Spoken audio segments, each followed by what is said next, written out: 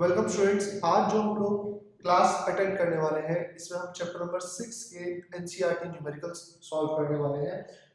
हम लोगों ने अभी तक इस चैप्टर में बहुत सारे कंसेप्ट्स पढ़े कि वर्क क्या होता है, नेचर ऑफ वर्क क्या होता है, हम वर्क को किस तरीके से कैलकुलेट कर सकते हैं, और उसके बाद हम लोगों ने ये पढ़ा कि काइनेटिक एनर्जी क्या होता है, पोटेंशियल एनर्जी क्या होता है, पोटेंशियल एनर्जी के कितने टाइप्स होते हैं, वर्क एनर्जी थ्योरम क्या होता है, वर्टिकल सर्कुलर मोशन क्या होता है, work done by variable force क्या होता है। ये सारे टॉपिक्स हम लोग अभी तक डिस्कस कर चुके हैं। अब आज की क्लास में हम लोग जो क्वेश्चंस करेंगे वो इन सभी टॉपिक्स के ऊपर बेस्ड होंगे। तो सबसे पहले हम लोग स्टार्ट करते हैं सबसे बेसिक एक क्वेश्चन के साथ। एनसीईआरटी का ही क्वेश्चन है हमारा, क्वेश्चन नंबर 6.2। सो इस क्वेश्चन में आपको क्या गिवन है आप देख सकते हैं सामने। क्वेश्चन में आपको ये गिवन है कि एक बॉडी है जिसका मास दिया हुआ है आपको 2 किलोग्राम और वो इनिशियली रेस्ट पर है, वो मूव कर रही है एक कांस्टेंट फोर्स के अंडर जिसकी वैल्यू आपको दी हुई है 7 न्यूटन। आपको दिया हुआ है कि बॉडी एक हॉरिजॉन्टल टेबल पर है and coefficient of kinetic friction is 0.1। अब आपको फाइंड क्या करना है, आपको फाइंड करना है work done by applied force, work done by friction, work done by net force and change in kinetic energy. And उसके बाद आपसे एक और चीज पूछ रहा है, इंटरप्रेट योर रिजल्ट्स। तो फर्स्ट ऑफ ऑल हम लोग एक कोशिश करते हैं कि हम एक डायग्राम ड्रॉ करें। सो फर्स्ट ऑफ ऑल आपको ये दिया हुआ है कि ये एक बॉडी है ऑफ 2 किलोग्राम। तो बॉडी का मास आपको गिवन है 2 किलोग्राम। ओके, इसके ऊपर एक हॉरिजॉन्टल फोर्स लग रही है हमारी 7 न्यूटन की।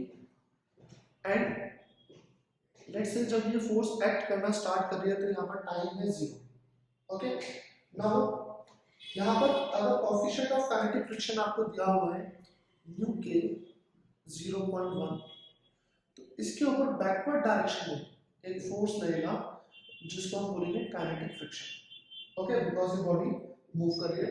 सेकंड थिंग आपको फर्स्ट लेवल ये भी चीज दी है कि बॉडी इनिशियली रेस्ट पर थी, तो इट मींस इसकी इनिशियल वेलोसिटी 0 है। एक्सटर्नल फोर्स जो है वो है 7 Newton and coefficient of kinetic friction is 0.1। तो फर्स्ट ऑफ ऑल हम ये देखते हैं कि यहाँ पर कौन कौन सी फोर्सेस एक्ट कर रही है। एक तो आपकी अप्लाइड फोर्स एक्ट कर रही है, एक आपका काइनेटिक फ्रिक्शन एक्ट कर रहा है, एक लगेगा नीचे की तरफ बॉडी का wait W=mg and upward direction में लगेगा नॉर्मल रिएक्शन। तो अगर हम इस बॉडी का एफवीडी ड्रॉ करें, ये बॉडी एक्सेलरेट कर रही है right hand side applied force की डायरेक्शन में, अपवर्ड या डाउनवर्ड कोई एक्सेलरेशन नहीं है। तो total force along y axis, sum of force along y axis equals to mass into acceleration along y and acceleration along y is 0। So r minus w equals to 0। So जो हमारा reaction आएगा वो mg के equal आ गया, that is 2 into 9.8। तो reaction की value हमारी आ गई है 19.6 न्यूटन। रिएक्शन की नीड पड़ेगी हमें काइनेटिक फ्रिक्शन के लिए। ओके, तो आपको वर्क डन निकालना है 10 सेकंड में। तो वर्क डन निकालने के लिए आपको पहले पता होना चाहिए डिस्प्लेसमेंट कितनी है, और डिस्प्लेसमेंट के लिए आपको चाहिए एक्सेलरेशन। तो F net is equal to mass into acceleration. ये हम लोगों ने अलोंग x एक्सिस अगर अप्लाई करें तो net force along x axis होगी 7 minus kinetic friction is equal to mass 2 into acceleration a। Now kinetic friction जो है हमारा, उसका फॉर्मूला हम लोग ऑलरेडी चैप्टर नंबर 5 में पढ़ चुके हैं। म्यू के इनटू आर होता है, म्यू के इज 0.1 जो आपको क्वेश्चन में गिवन है एंड आर की वैल्यू अभी हम लोगों ने कैलकुलेट करी 19.6। तो काइनेटिक फ्रिक्शन की जो हमारी वैल्यू आ रही है वो आ रही है 1.96 Newton. So this is kinetic friction. Now kinetic friction की वैल्यू को जब हम यहाँ पर सब्स्टिट्यूट करेंगे तो 1.96 टू a, सो a हो जाएगा हमारा 7 माइनस 1.96 5.04 over 2 2.02। Okay, sorry 2.52। तो ये जो भी वैल्यू आएगी हमारी एक्सेलरेशन सॉल्व हो जाएगी, कैलकुलेट हो जाएगी। Now S is equals to ut plus half at square and u is 0। यहाँ से हम सॉल्व करके S फाइंड कर सकते हैं 5.04 over 2 into 100। t square is 10 second. यहाँ से हमारा सॉल्व करके 504 डिवाइड बाय 4, ये सॉल्व करके हमारा आ जाएगा 126। ओके, तो डिस्प्लेसमेंट हमारे आ गई है 126 metre. Displacement is 126 metre. Now work done, first part में आपसे पूछा work done by applied force. तो अप्लाइड फोर्स का जो हमारा वर्क होगा, this is applied force into displacement into cos 0 degree, because applied force and displacement same direction में। तो अप्लाइड फोर्स की वैल्यू आपको पता है, डिस्प्लेसमेंट आपका 126 आया and cos 0 is 1। This is work done by applied force. Now second part में आपसे ये पूछा जा रहा है वर्क डन बाय फ्रिक्शन। तो फ्रिक्शन का वर्क अगर आपको निकालना है तो वो हमारा आएगा frictional force, kinetic friction into displacement into cos 180। अब cos 180 इसलिए है because kinetic friction and displacement जो हमारी बॉडी की हो रही है वो इस डायरेक्शन में हो रही है, तो एंगल 180 है, 0 डिग्री, सॉरी दिस इज -1। तो काइनेटिक फ्रिक्शन का हमारा वैल्यू जो आएगी वो हम लोगों ने यहाँ पर फाइंड करी है 1.96 एंड डिस्प्लेसमेंट जो हमें गिवन है वो गिवन है या जो हमने फाइंड करी है 126 एंड -1। तो ये हमारा वर्क डन बाय फ्रिक्शन आ जाएगा। थर्ड पार्ट में आपसे पूछ रहा है work done by net force. Work done by net force, तो नेट फोर्स का वर्क निकालना है तो आपको पता है कि work is a scalar quantity. तो स्केलर क्वांटिटी को हम डायरेक्टली ऐड कर सकते हैं। तो यहाँ पर आपका नेट वर्क आपको निकालना है। इसको सॉल्व करने के दो मेथड से, या तो आप इन दोनों को ऐड कर दें, जब आप इन दोनों को ऐड करेंगे तो आपका जो वैल्यू आएगी, या एक और मेथड क्या है कि अगर आपको work done by net force निकालना है तो net force into displacement into cos 0 degree, because applied force इस डायरेक्शन में, काइनेटिक फ्रिक्शन इस डायरेक्शन में, तो नेट फोर्स आएगी 7 minus 1.96 and displacement in 126 and cos 0 is 1। तो ये सॉल्व करके हमारा work done by net force आ जाएगा। And last part, fourth part में आपसे पूछ रहा है डेल्टा के, चेंज इन काइनेटिक एनर्जी। तो चेंज इन काइनेटिक एनर्जी के लिए हमारा फॉर्मूला होगा half m v square minus half m u square. Now initial velocity 0 because body start कर रही है रेस्ट से।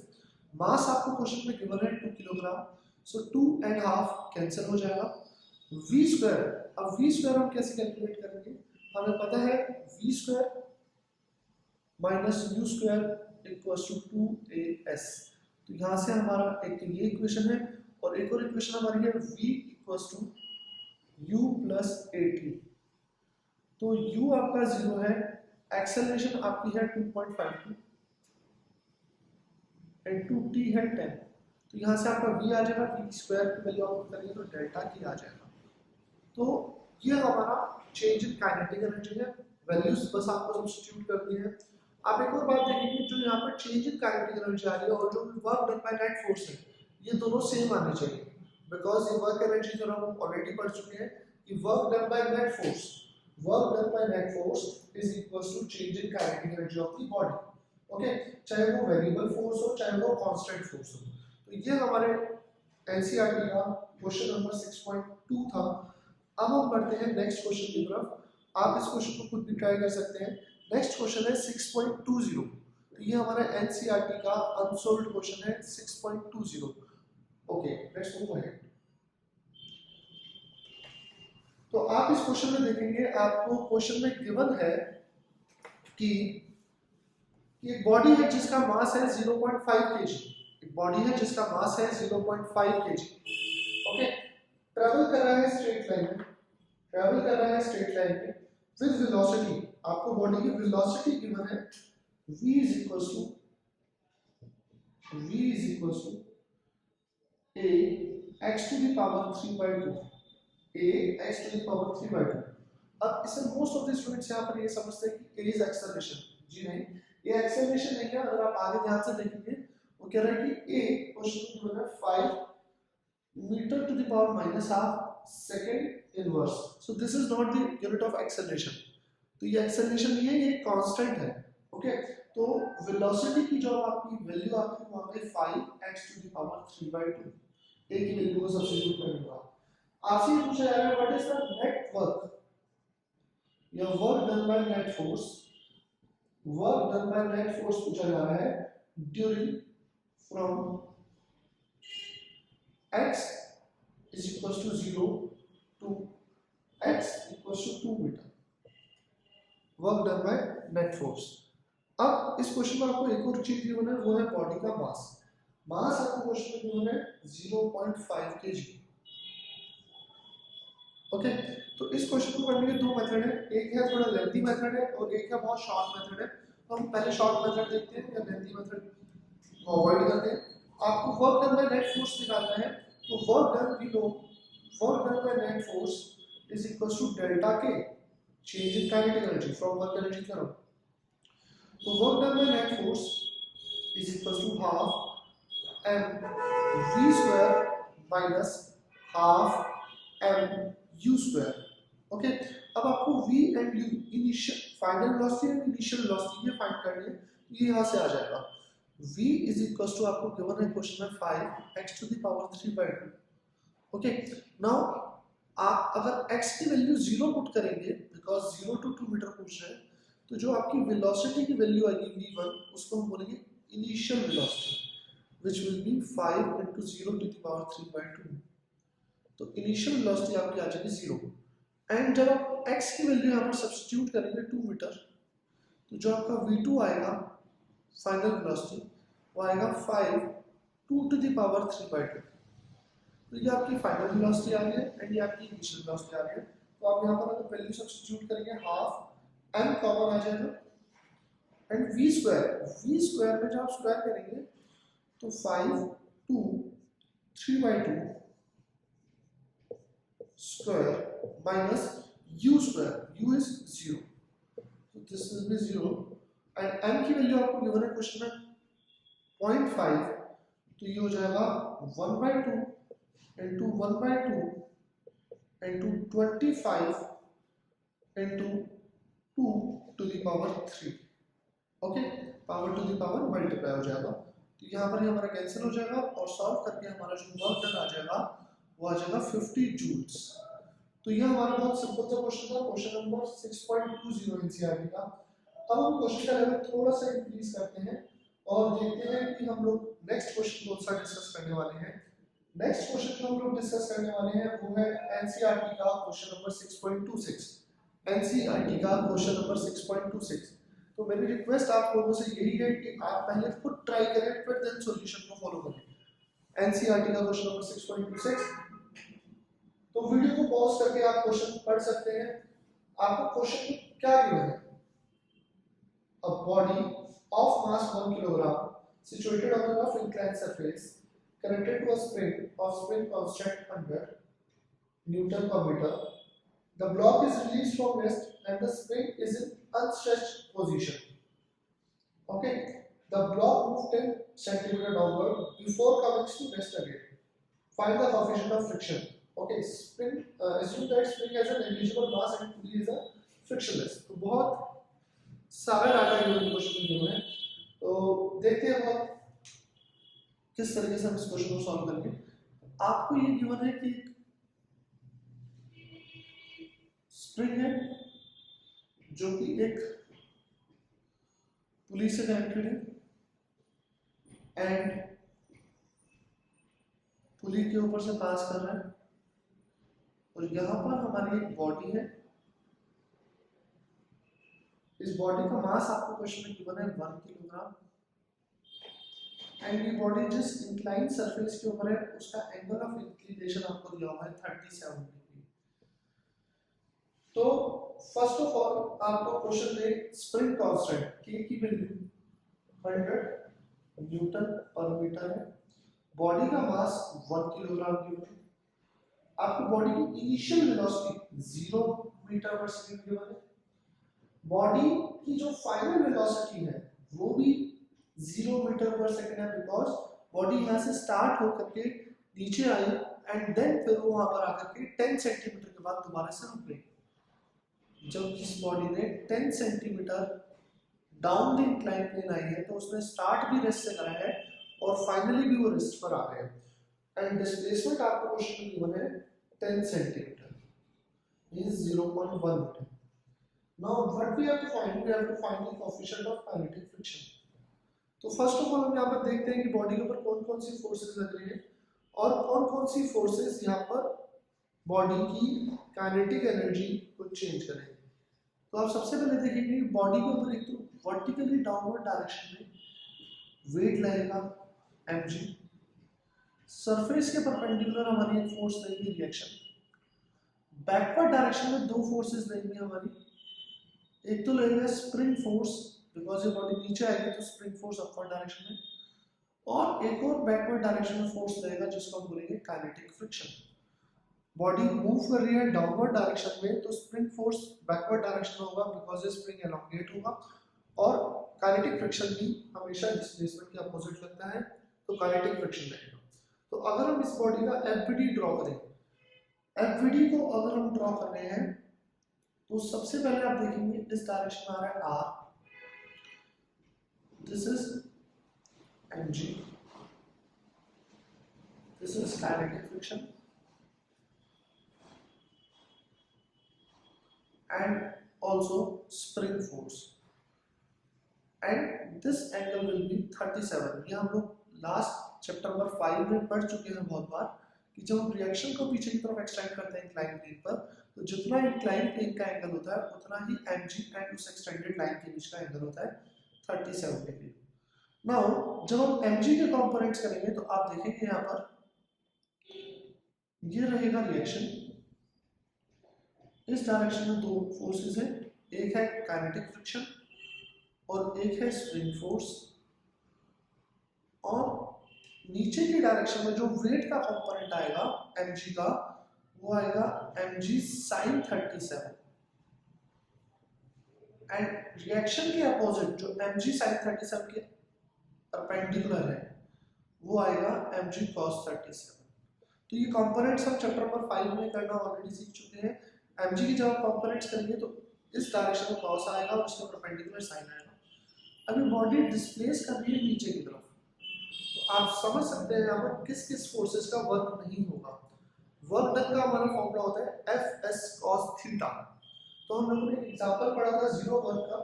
सो जीरो वर्क हमारा क्या होता है, जीरो वर्क में तीन केसेस होते हैं, या तो फोर्स ही जीरो या डिस्प्लेसमेंट जीरो या फोर्स और डिस्प्लेसमेंट के बीच में जो एंगल होता है वो 90 डिग्री हो।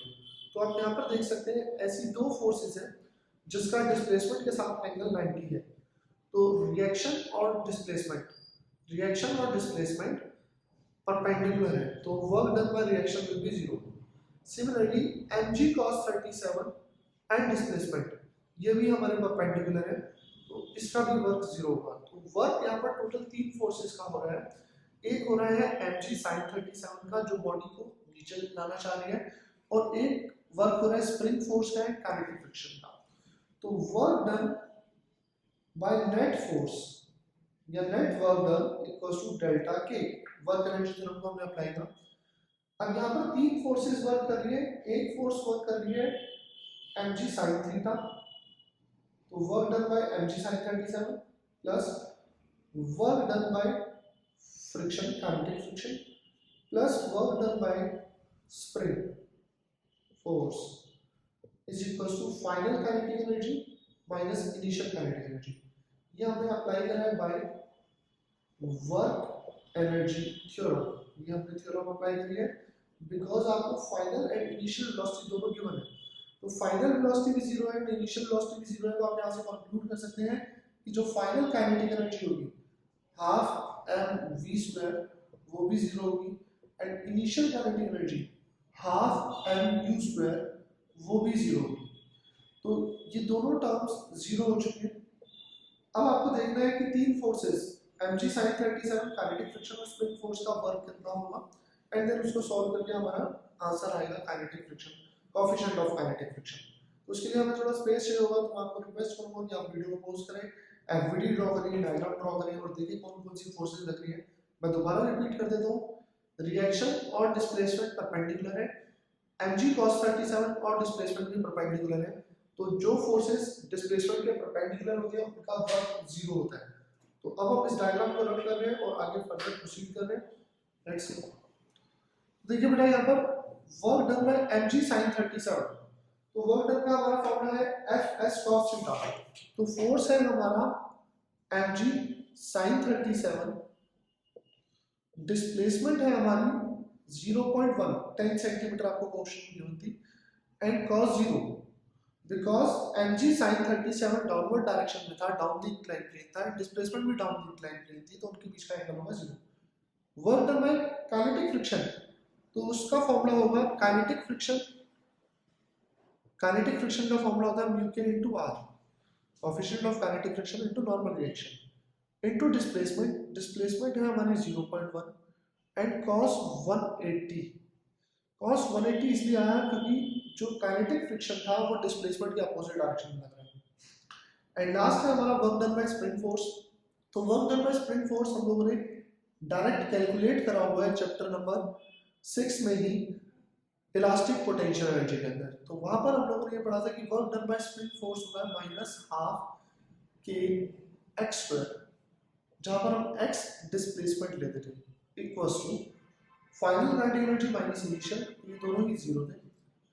अब हमें बस वैल्यू सब्स्टिट्यूट करनी है, m is 1, g is, let's say हम g को 10 ले लेते हैं, वैसे तो 9.8 होना चाहिए, एंड sin 37 की वैल्यू होती है 3/5, ये हमने चैप्टर नंबर 5 में पढ़ी, 0.1 cos 0 is 1, coefficient of kinetic friction आपको फाइंड करना है, और रिएक्शन की वैल्यू अगर आप एफवीडी से देखें तो रिएक्शन के अपोजिट था mg cos 37, और ये बॉडी इस डायरेक्शन में मूव नहीं कर रही थी, मींस ये दोनों फोर्सेस बैलेंस होंगे, तो रिएक्शन की वैल्यू mg cos 37 की इक्वल होगी, m is 1, g is 10, cos 37 की वैल्यू हमने चैप्टर नंबर 5 में पढ़ी थी 4/5, तो ये हो गया काइनेटिक फ्रिक्शन की वैल्यू म्यू के इनटू आर।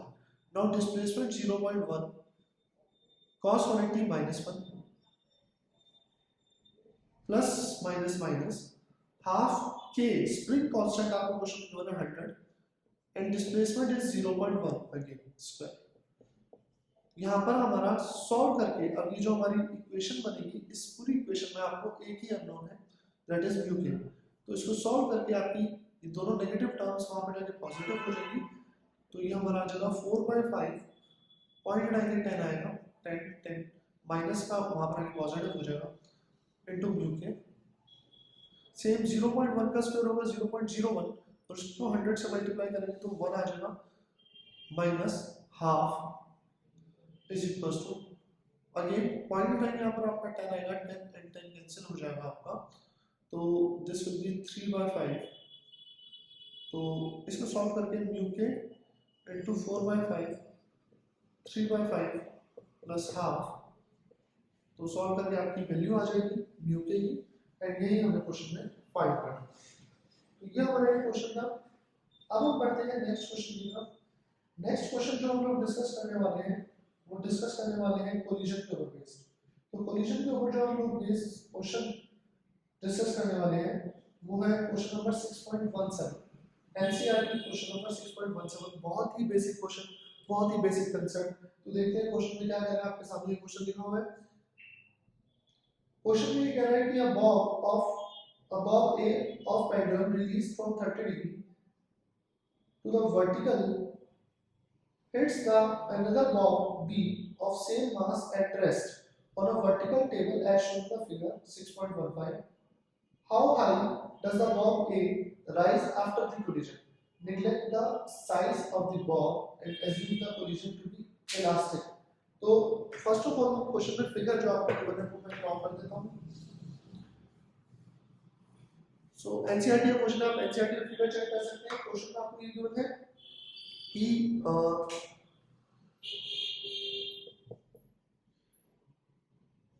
एक बॉब है pendulum and Bob A, it is making angle 30 degree with the vertical, okay.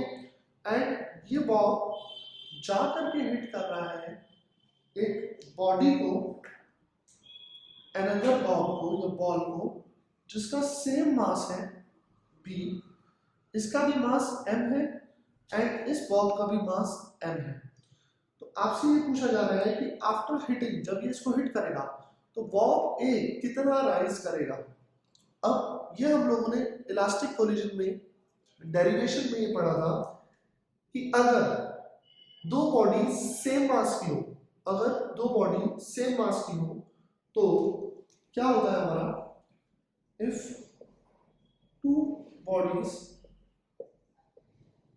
Are identical and of same mass undergoes elastic collision, अगर वो इलास्टिक कोलिजन के बीच में होता है, देन देयर वेलोसिटीज, उनकी जो वेलोसिटी होती है वो इंटरचेंज हो जाती है। ये हम लोगों ने इलास्टिक कोलिजन की डेरिवेशन में देखा था। तो जब ये बॉडी इस बॉडी को हिट करेगी तो ये बॉडी रेस्ट पर है, तो आफ्टर हिटिंग क्या होगा कि ये जो बॉडी है बी, ये मूव करेगी जितनी वेलोसिटी से ये बॉब इसको हिट करेगा। इस पॉइंट पर जितनी वेलोसिटी इसकी होगी v, उतनी ही वेलोसिटी से चलने लगेगी एंड जो बॉब a है हमारा वो आ जाएगा रेस्ट पर। वेलोसिटीज इंटरचेंज हो जाएगी। जब ये बॉडी या बॉब a डाउनवर्ड डायरेक्शन में आएगा तो इसकी वेलोसिटी इंक्रीज होगी एंड लोएस्ट पॉइंट पर उसकी जो वेलोसिटी होगी वो सारी की सारी वेलोसिटी इम्पार्ट हो जाएगी b में। वेलोसिटीज इंटरचेंज हो जाएगी तो a की जो वेलोसिटी है आफ्टर हिटिंग वो जीरो हो जाएगी एंड b की जो वेलोसिटी है आफ्टर हिटिंग वो हो जाएगी जितनी a की वेलोसिटी थी। तो a की वेलोसिटी थी b, तो a रेस्ट पर ही आ जाएगा, तो ये कहीं भी राइज नहीं करेगा। तो आपका आंसर क्या होगा, therefore the Bob a will come to rest and will not rise। तो ये आपका क्वेश्चन था। आपको ये क्वेश्चन तभी समझ में आएगा जब आपने कोलिजन्स की वीडियो देखी होगी। Elastic collision in one dimension में हम लोगों ने एक केस पढ़ा था कि एक बॉडी आइडेंटिकल मास की अगर किसी दूसरी बॉडी को हिट करती है तो उनकी वेलोसिटीज इंटरचेंज हो जाती हैं। नाउ मूविंग अहेड, अब हम नेक्स्ट क्वेश्चन देखते हैं, question number 6.17। Question number 6.17 sorry हम डिस्कस कर चुके हैं। अब हम नेक्स्ट क्वेश्चन देख रहे हैं, क्वेश्चन नंबर 6.18। तो क्वेश्चन नंबर 6.18 में आपको क्या गिवन है, आपको ये गिवन है कि बॉब है जिसका मास आपको क्वेश्चन में गिवन है m, आई थिंक सो, और उसकी लेंथ, थ्रेड की जो लेंथ है, पेंडुलम की जो लेंथ है 1.5 मीटर है। वो बॉब जब नीचे आ रहा है उसकी 5% ऑफ एनर्जी डिसिपेट हो गई है ड्यू टू एयर रेजिस्टेंस। अब आपको फाइंड क्या करना है, आपको ये फाइंड करना है कि जब वो बॉडी या बॉब लोएस्ट पॉइंट पर अराइव होगी तो उसकी वेलोसिटी क्या होगी। देखते हैं आपको क्वेश्चन में क्या गिवन है, डायग्राम ड्रॉ करने की कोशिश करते हैं। क्वेश्चन नंबर 6.18, अब ध्यान से एक बार क्वेश्चन को दोबारा से पढ़ लीजिए, डायग्राम ड्रॉ करने की कोशिश करिए। क्वेश्चन आपको ये गिवन है कि एक बॉब है जिसको हम लोगों ने हॉरिजॉन्टल पोजीशन से रिलीज करा है, हॉरिजॉन्टल पोजीशन से रिलीज करा है। इसकी इनिशियल वेलोसिटी 0 है, इस थ्रेड की लेंथ है 1.5 मीटर। अब जब ये बॉब नीचे आएगा लोएस्ट पॉइंट पर, तो इस पॉइंट पर आपको इसकी वेलोसिटी फाइंड करनी है एंड आपको क्वेश्चन में क्या गिवन है, आपको क्वेश्चन में ये गिवन है सॉरी कि एयर रेजिस्टेंस की वजह से इसकी 5% ऑफ एनर्जी वेस्ट हो जाती है।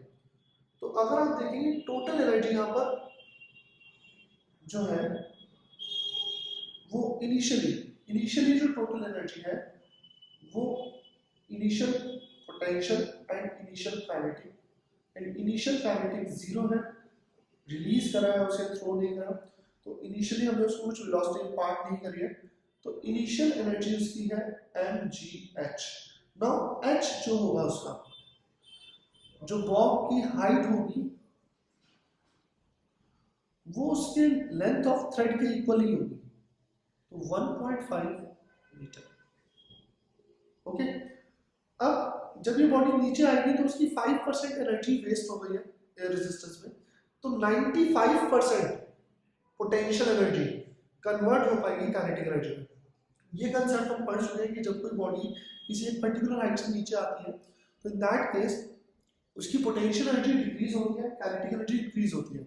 तो जब ये बॉडी जैसे जैसे बॉब नीचे आएगा, इस तरीके से हॉरिजॉन्टल पोजीशन से नीचे आएगा, तो उसकी हाइट डिक्रीज हो रही है, तो पोटेंशियल एनर्जी डिक्रीज होगी, काइनेटिक इंक्रीज होगी। अब पोटेंशियल काइनेटिक में टोटली कन्वर्ट होती अगर एयर रेजिस्टेंस नहीं होता।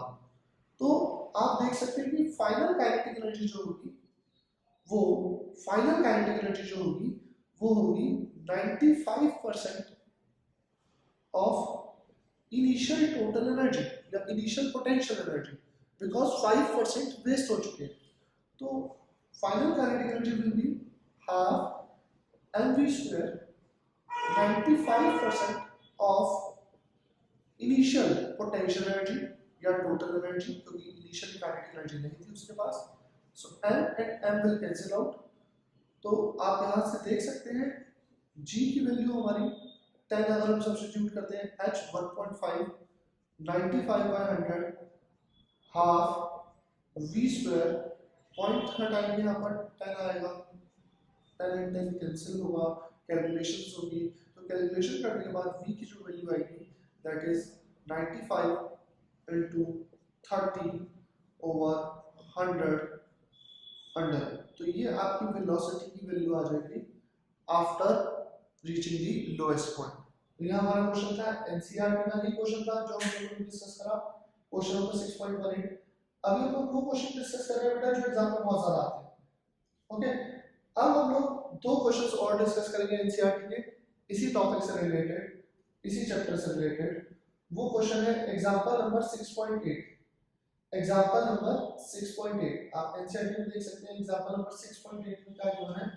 एग्जांपल नंबर 6.8 में गिवन है कि टू स्टिमुलेट कार एक्सीडेंट्स, अगर हम कोई भी गाड़ी बनाते हैं, गाड़ी बनाने के बाद उसके कुछ सेफ्टी टेस्ट करे जाते हैं। तो ऐसे ही एक सेफ्टी टेस्ट में क्या करा गया कि एक गाड़ी है जिसको हमने इनिशियली मूव करवाया विद सम वेलोसिटी। ओके, उसकी वेलोसिटी आपको क्वेश्चन में गिवन है 18 kilometre per our, 18 kilometre per our, और वो जा करके हिट कर रही है एक हॉरिजॉन्टली माउंटेड स्प्रिंग को, हॉरिजॉन्टली माउंटेड स्प्रिंग को, जिसका आपको स्प्रिंग कांस्टेंट गिवन है। ओके, अब आपसे पूछा क्या जा रहा है? आपसे पूछा ये जा रहा है कि ये बॉडी जब उस स्प्रिंग को या कार जब उस स्प्रिंग को हिट करेगी तो कितना मैक्सिमम कंप्रेशन को डेवलप करेगी। ये आपसे क्वेश्चन में पूछा गया है कि find the amount of maximum compression developed in the spring. तो सबसे पहले तो हमें ये समझना है कि इस क्वेश्चन को करने के दो मेथड्स हैं। एक मेथड जो है कि आप simple work energy theorem apply करें, एक है law of conservation of mechanical energy apply करें। तो first of all figure draw करते हैं। तो बेटा क्वेश्चन में जो डाटा गिवन है उस डाटा के अकॉर्डिंग हम ये फिगर ड्रॉ कर रहे हैं कि आपको एक हॉरिजॉन्टली माउंटेड स्प्रिंग दिया हुआ है जो कि अभी अनस्ट्रेच पोजीशन में है या अनकंप्रेस्ड पोजीशन में है, और एक कार है जिसका मास क्वेश्चन में गिवन है 1000 किलोग्राम। ओके, लेट्स से ये जो इनिशियल पोजीशन है अनस्ट्रेच पोजीशन ऑफ स्प्रिंग या इस एंड की जो पोजीशन है वो है 0। गाड़ी की जो इनिशियल स्पीड गिवन है वो गिवन है 18 kilometre per hour, that is 5 metre per second. ऐसे कन्वर्ट करेंगे। इस स्प्रिंग का जो स्प्रिंग कांस्टेंट गिवन है वो गिवन है 6.25 into 10 to the power 3 Newton पर मीटर। तो ये 3 न्यूमेरिकल वैल्यूज आपको क्वेश्चन दिए हुए हैं। अब देखिए जब ये गाड़ी इस स्प्रिंग को हिट करेगी तो इस स्प्रिंग के अंदर कंप्रेशन आएगा। तो जब इस स्प्रिंग के अंदर कंप्रेशन आएगा तो ये स्प्रिंग इस बॉडी को बैकवर्ड डायरेक्शन में पुश करेगा। तो जब इस बॉडी के ऊपर बैकवर्ड डायरेक्शन में फोर्स लग रही है इसकी इनिशियल वेलोसिटी के अपोजिट, तो इस बॉडी की स्पीड डिक्रीज होगी एंड वो स्पीड तब तक डिक्रीज होगी जब तक ये बॉडी रुक नहीं जाती। तो लेट्स से जब ये बॉडी फाइनली रुक गई, तो उस टाइम पर जो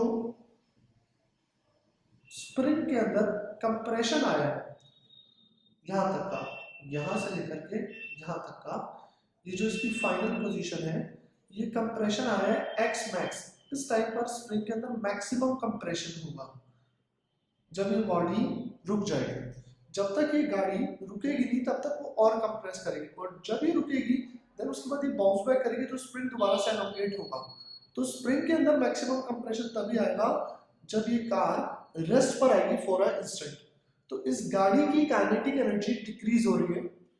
तो अगर हम लोग वर्क एनर्जी थ्योरम से सॉल्व करें इस क्वेश्चन को, तो सबसे पहले तो इसके ऊपर डाउनवर्ड डायरेक्शन में लग रहा है, डाउनवर्ड डायरेक्शन में जो लग रहा है वो लग रहा है mg, अपवर्ड डायरेक्शन में लग रहा है रिएक्शन, एंड बैकवर्ड डायरेक्शन में लग रहा है स्प्रिंग फोर्स। स्प्रिंग इसको पीछे की तरफ पुश कर रहा है।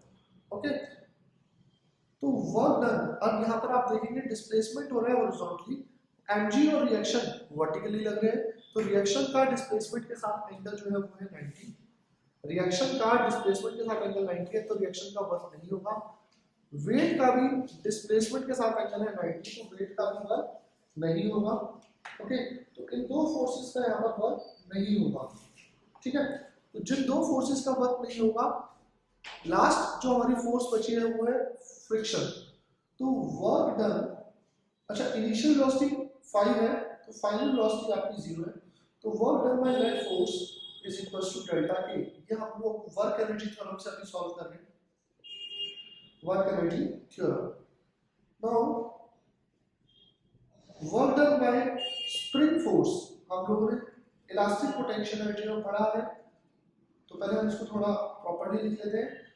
Work done by spring force या restoring force plus work done by reaction plus work done by mg is equals to final kinetic energy minus initial. अब फाइनल काइनेटिक एनर्जी आपकी 0 है बिकॉज फाइनल वेलोसिटी 0 है, half mv square. Work done by reaction 0 है because theta आपका 90 है, force and displacement का। Work done by weight भी 0 है बिकॉज थीटा 90 है, फोर्स एंड डिस्प्लेसमेंट का। तो वर्क डन बाय स्प्रिंग होगा हमारा half K x square is equal to final kinetic energy हमारी 0 हो चुकी है minus initial kinetic energy half m u square. तो आपको यहाँ पर माइनस से माइनस कैंसिल हो जाएगा, हाफ से हाफ कैंसिल हो जाएगा। तो k की वैल्यू आपको पता है, स्प्रिंग के अंदर जो मैक्सिमम कंप्रेशन है वो आपको निकालना है x मैक्स। तो m आपको क्वेश्चन में दे रहे हैं, u आपको क्वेश्चन में दे रहे हैं, तो हम अगर वैल्यू सब्स्टिट्यूट करें k is 6.25 into 10 to the power 3 x max square, m question में 1000 given 10 to the power 3 and u is given 5 to the square। तो जब हम इसको सॉल्व करेंगे तो सॉल्व करने के बाद आपका x max की जो वैल्यू आएगी वो आएगी, x max का स्क्वायर आ रहा है 4, तो x max जो आएगा, जो मैक्सिमम डिस्प्लेसमेंट आएगा वो आएगा 2 मीटर। तो इस स्प्रिंग के अंदर जो मैक्सिमम डिस्प्लेसमेंट आएगा वो 2 मीटर का आएगा एंड आफ्टर दैट ये बॉडी, ये कार रिबाउंड करेगी। अब हम आते हैं इसी क्वेश्चन को हम सॉल्व करें by applying law of conservation of mechanical energy. तो law of conservation of mechanical energy जब हम अप्लाई करेंगे तो देखते हैं कैसे सॉल्व करेंगे। अब यहाँ पर सभी फोर्सेस जो एक्ट कर रही है वो कंजर्वेटिव फोर्स है। तो law of conservation of mechanical energy तभी अप्लाई कर सकते हैं आप जब कंजर्वेटिव फोर्सेस हो, means initial mechanical energy equals to final mechanical energy तब होता है जब एनर्जी लॉस ना हो, तो फ्रिक्शन ना हो। तो इनिशियल मैकेनिकल एनर्जी होगी half M U square plus potential energy जो स्प्रिंग के अंदर स्टोर थी वो होगी जीरो, क्योंकि स्प्रिंग इनिशियली कंप्रेस नहीं था तो उसके अंदर कोई एनर्जी स्टोर नहीं होगी। फाइनल जब आप देखेंगे तो गाड़ी तो आ गई रेस्ट पर, तो उसकी फाइनल काइनेटिक एनर्जी जीरो हो जाएगी एंड फाइनल पोटेंशियल एनर्जी जो होगी वो होगी half K x square. Okay, तो यहाँ से आपका सॉल्व करके अगेन एक्स की वैल्यू आ जाएगी। जब आप वैल्यूज को सब्स्टिट्यूट करेंगे आप इसको इस तरीके से लिख सकते हैं K I plus U I is equal to K F plus U F. Now K I आपका होगा half M U square, initial potential energy zero होगी, फाइनल काइनेटिक एनर्जी जीरो होगी और फाइनल पोटेंशियल एनर्जी आपकी होगी half K x square. जब values को substitute करेंगे बेटा तो वही आंसर आ जाएगा जो हमारा पहले आ रहा था by by work energy given. अब इसी के बाद अगर आप देखेंगे हम लोग डिस्कस कर रहे हैं एनसीईआरटी का एग्जांपल नंबर 6.9। एग्जांपल नंबर 6.9 इसी क्वेश्चन के ऊपर बेस्ड है। तो आपके सामने है क्वेश्चन। क्वेश्चन में कह रहा है consider example 6.8 the coefficient of kinetic friction to be 0.5 and calculate the work done या मैक्सिमम कंप्रेशन। सॉरी, तो आपसे क्वेश्चन में ये कह रहा है कि अभी जो हम लोग क्वेश्चन कर रहे थे स्मूथ सरफेस था, तो हमने सिर्फ वर्क एनर्जी थ्योरम में स्प्रिंग फोर्स को काउंट करा था यहाँ पर। लेकिन अब ये क्वेश्चन में क्या कह रहा है कि ये सरफेस स्मूथ नहीं है, ये सरफेस है रफ। तो रफ सरफेस है तो बॉडी आगे जा रही है तो उसके ऊपर एक और फोर्स और एक्ट करने लगेगी और वो जो एक और फोर्स होगी वो होगी kinetic friction and coefficient of kinetic friction आपको क्वेश्चन में गिवन है 0.5। अब आपको मैक्सिमम कंप्रेशन निकालना है। तो आप ये सोच सकते हैं कि अब इस बॉडी की जो स्पीड को डिक्रीज करेगी वो दो फोर्सेस डिक्रीज कर रहे हैं, एक स्प्रिंग फोर्स या रीस्टोरिंग फोर्स और एक काइनेटिक फ्रिक्शन। तो स्प्रिंग फोर्स और रीस्टोरिंग फोर्स की दो फोर्सेस अगर इसकी स्पीड को डिक्रीज कर रहे हैं तो बॉडी बहुत पहले रुक जाएगी या स्मूथ सरफेस के कंपैरिजन में पहले रुक जाएगी। तो यहाँ पर अगर हम ध्यान से देखें कैसे सॉल्व करेंगे हम इस क्वेश्चन को, यहाँ पर हम law of conservation of mechanical energy apply नहीं कर सकते बिकॉज फ्रिक्शन हमारी नॉन कंजर्वेटिव फोर्स है। नॉन कंजर्वेटिव फोर्स वो होती है जिसका वर्क डन पाथ के ऊपर डिपेंड करता है। ओके, तो वहां पर हम law of conservation of mechanical energy apply नहीं कर सकते बट वर्क एनर्जी थ्योरम हम अप्लाई कर सकते हैं। तो जब आप इसी क्वेश्चन में वर्क एनर्जी थ्योरम को अप्लाई करेंगे तो आपको क्वेश्चन में कोएफिशिएंट ऑफ काइनेटिक फ्रिक्शन भी गिवन है 0.5, इसकी कोई यूनिट नहीं होती। ओके, नाउ अगर आप यहाँ पर देखेंगे work done is equal to delta K, sorry work done by net force equal to delta K. अब वर्क डन यहाँ पर एक हो रहा है स्प्रिंग फोर्स का, एक वर्क डन हो रहा है काइनेटिक फ्रिक्शन का एंड रिएक्शन और एमजी अगेन कोई वर्क नहीं करेंगे बिकॉज़ ये दोनों परपेंडिकुलर है, is equal to final kinetic energy minus initial kinetic energy. अब work done by spring force होता है हमारा half minus half K x square और वर्क डन बाय फ्रिक्शन निकालने के लिए, वर्क डन फ्रिक्शन का निकालने के लिए काइनेटिक फ्रिक्शन का, काइनेटिक फ्रिक्शन इनटू डिस्प्लेसमेंट जो मैक्सिमम डिस्प्लेसमेंट आ रही है x max into cos 180 fs cos theta का फॉर्मूला हमने अप्लाई किया। फाइनल काइनेटिक एनर्जी हमारी जीरो है और इनिशियल काइनेटिक एनर्जी अगर आप देखेंगे तो ये होगा half minus half m u square. अब इसको सॉल्व करके आपको काइनेटिक फ्रिक्शन की जो वैल्यू है वो होगी म्यू के इनटू r एंड r की वैल्यू आपकी mg के इक्वल होगी। r is equal to mg because ये बॉडी वर्टिकली अपवर्ड या डाउनवर्ड डायरेक्शन में नहीं जा रहा। तो सॉल्व जब हम करेंगे तो आएगा minus half K x max का स्क्वायर माइनस cos 180 होगा माइनस 1, तो प्लस माइनस माइनस हो जाएगा, म्यू के into r is mg into x max equals to minus half mu square. अब माइनस कॉमन आकर के कैंसिल हो जाएगा, k की वैल्यू आपको पता है, m की वैल्यू आपको पता है, g की वैल्यू, u की वैल्यू आपको सब कुछ पता है, क्वेश्चन में गिवन है। तो सॉल्व करके आपकी x मैक्स की क्वाड्रेटिक इक्वेशन आएगी एंड उसको सॉल्व करके आपकी x मैक्स की वैल्यू आएगी 1.35 मीटर। तो in the presence of frictional force first of all हम law of conservation of mechanical energy apply नहीं कर सकते second thing, in the presence of frictional force ये बॉडी पहले रुक जाएगी as compare to smooth surface. तो ये कुछ क्वेश्चन से बेटा एनसीईआरटी के जो आज हम लोगों ने डिस्कस करे हैं। अब हम नेक्स्ट क्लास में इन इलास्टिक कोलिजन को डिस्कस करेंगे और देखेंगे उस टॉपिक के अंदर हमारा क्या क्या parts. Thank you so much, मिलते हैं नेक्स्ट क्लास में, बाय।